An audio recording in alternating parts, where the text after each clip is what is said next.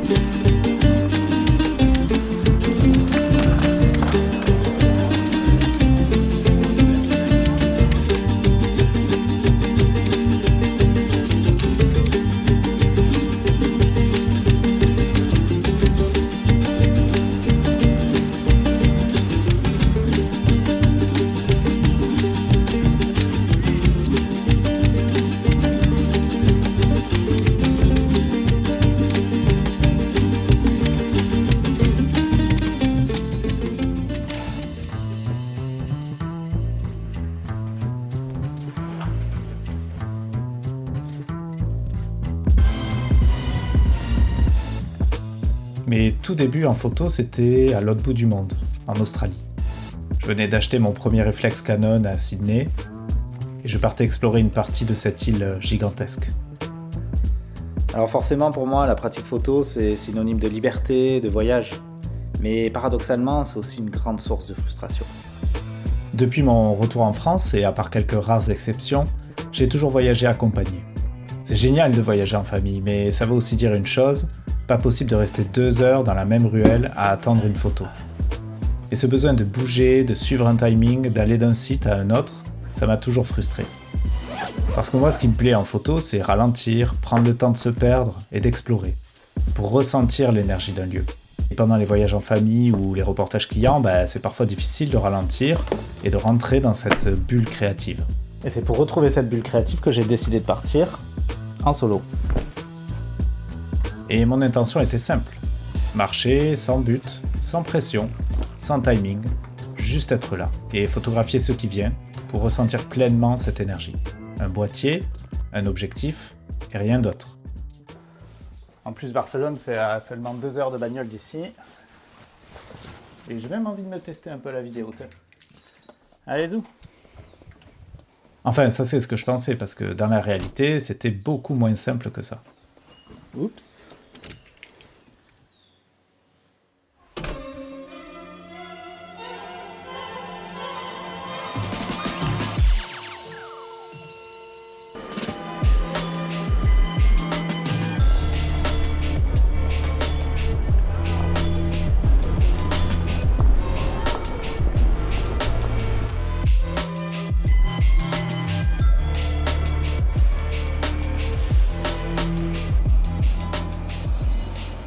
Une fois sur place, j'ai pas mal déchanté.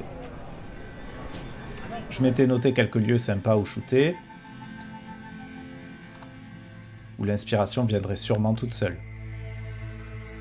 Premier échec. La plupart des photos sur ces spots étaient très moyennes. J'essayais de tout faire en même temps. Photos, vidéos. Au final, j'étais jamais vraiment dedans. Et inconsciemment, j'essayais aussi de faire de la street photo, alors que j'ai jamais vraiment pratiqué ça au sens strict du terme en tout cas. J'essayais de jouer avec les ombres, les reflets ou shooter les passants intéressants avec le boîtier à mi-hauteur. Je me suis mis à shooter d'une manière qui me ressemble pas du tout, juste parce que je pensais que c'était ça qu'il fallait faire. Et puis il y a la frustration directement liée à ce type de pratique photo. Tu trouves une scène sympa, t'as une lumière qui t'inspire, et t'attends le personnage parfait qui va traverser ton cadre. Puis t'attends, et il vient jamais. Bref, de manière générale, j'étais assez peu dans la bulle que j'étais venu chercher. Et quand j'ai jeté un œil à mes photos du jour, forcément j'étais assez déçu. Mais j'ai aussi commencé à comprendre un truc. J'étais, comme je le suis souvent dans la vie, dans le contrôle. Et quand tu es dans le contrôle, tu planifies, tu réfléchis, tu anticipes, tu cherches une chose bien précise. Mais tu vis pas vraiment le moment. Tu passes complètement à côté même. Et ça change tout. Du coup, j'ai arrêté.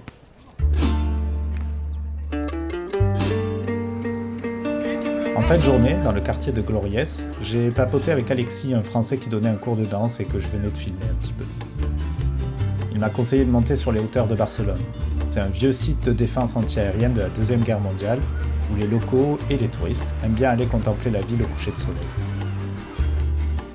Le timing était un peu juste pour arriver là-haut à temps, mais comme j'avais pas de plan précis, je me suis dit allez, vamos. La montée vers le site était plutôt sympa. Bon, après 2 jours à déambuler, j'avais un peu les pattes cassées, mais j'ai quand même continué à grimper et j'ai croisé des trucs intéressants.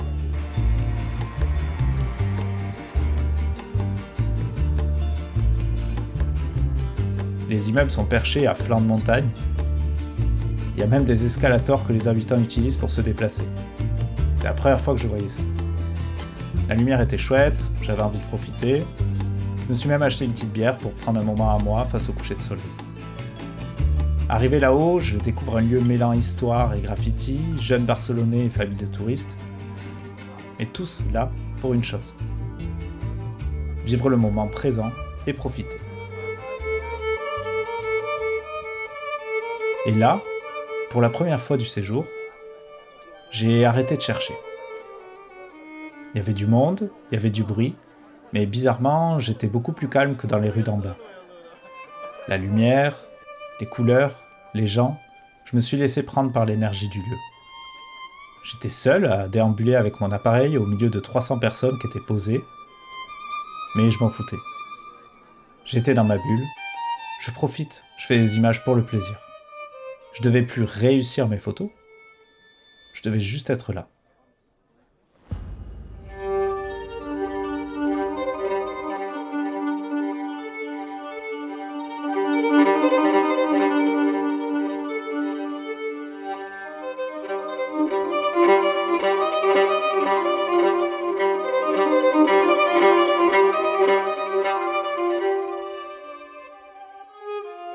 Quand le soleil était sur le point de passer derrière les montagnes, je me suis dit que moi aussi il était temps de me poser avec ma petite bière et de profiter avec eux. Et c'est là que la police a débarqué pour virer tout le monde. Et merde. Mais c'était drôle en fait.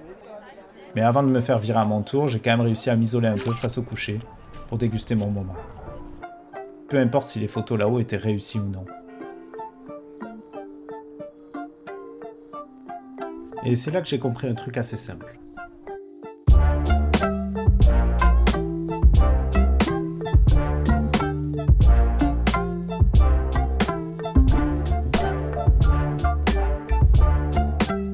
Le problème, c'était pas le lieu, c'était pas la technique, c'était l'état dans lequel j'étais. J'étais venu chercher des images. Alors que ce qui me manquait vraiment, c'était de ressentir. Parce qu'au final, ce qu'on photographie, c'est pas seulement un moment, c'est aussi l'énergie dans laquelle on est. Donc si t'es stressé, pressé ou en train de réfléchir, tes photos vont le ressentir ça.